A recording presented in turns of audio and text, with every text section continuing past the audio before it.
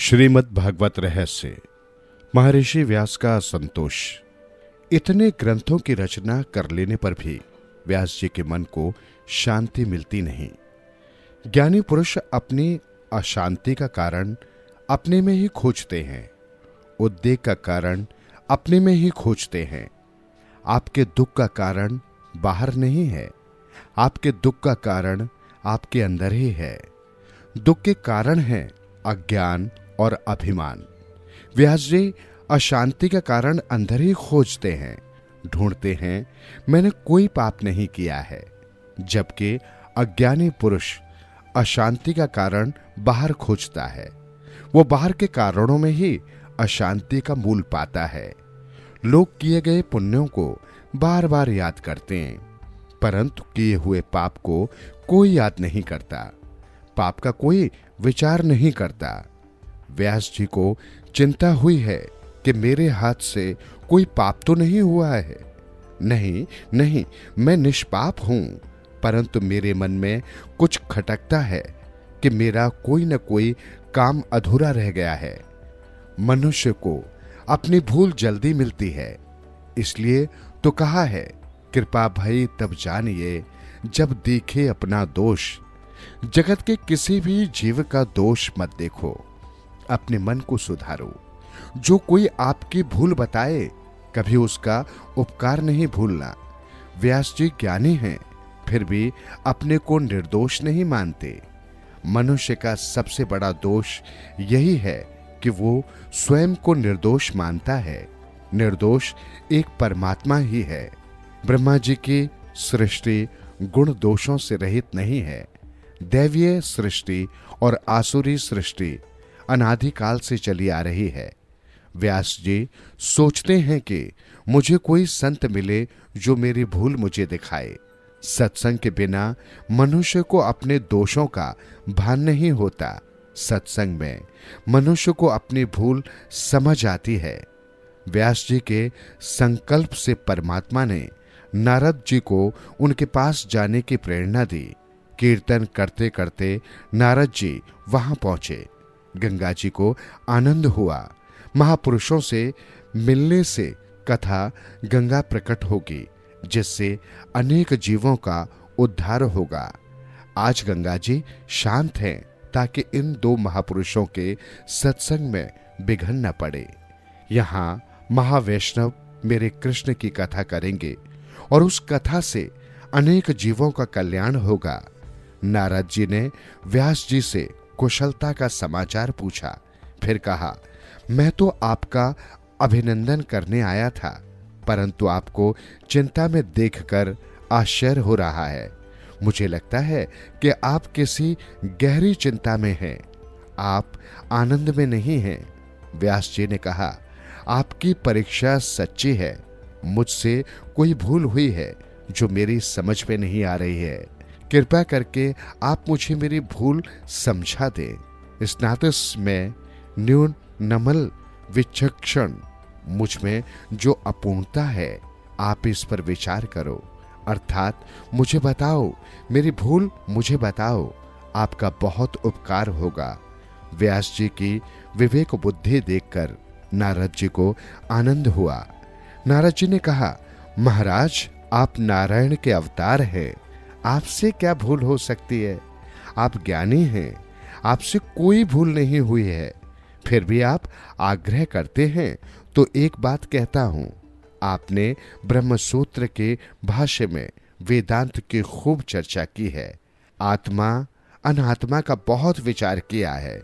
योग सूत्र के भाष्य में योग की बहुत चर्चा की है, समाधि के भेदों का बहुत वर्णन किया है, परंतु धर्म, ज्ञान और योग के आधार श्री कृष्ण हैं। इन सब की आत्मा श्री कृष्ण है। इनकी कथा का आपने प्रेम पूर्वक वर्णन नहीं किया है। आपने भगवान के निर्मल यश का पूर्ण रीति से प्रेम से वर्णन नहीं किया है। मानता हूं कि जिससे भगवान प्रसन्न हो, वो शास्त्र और ज्ञान अपूर्ण ही है। कलयुग के जीवों का उद्धार करने के लिए आपका जन्म हुआ है। आपके इस अवतार का कार्य अभी तक आपके हाथ से पूरा नहीं हुआ, इसलिए आपके मन में असंतोष है। ज्ञानी पुरुष भी परमात्मा के प्रेम में जब तक पागल न हो जाए तब तक उसको आनंद नहीं मिलता। प्रभु मिलन के लिए जो आतुर नहीं होता उसका ज्ञान भला किस काम का। कलयुग में भोगी जीव आपका महासूत्र आदि नहीं समझ सकेंगे। कलयुग के विलासी मनुष्य आपके गहन सिद्धांत किस प्रकार समझ सकेंगे।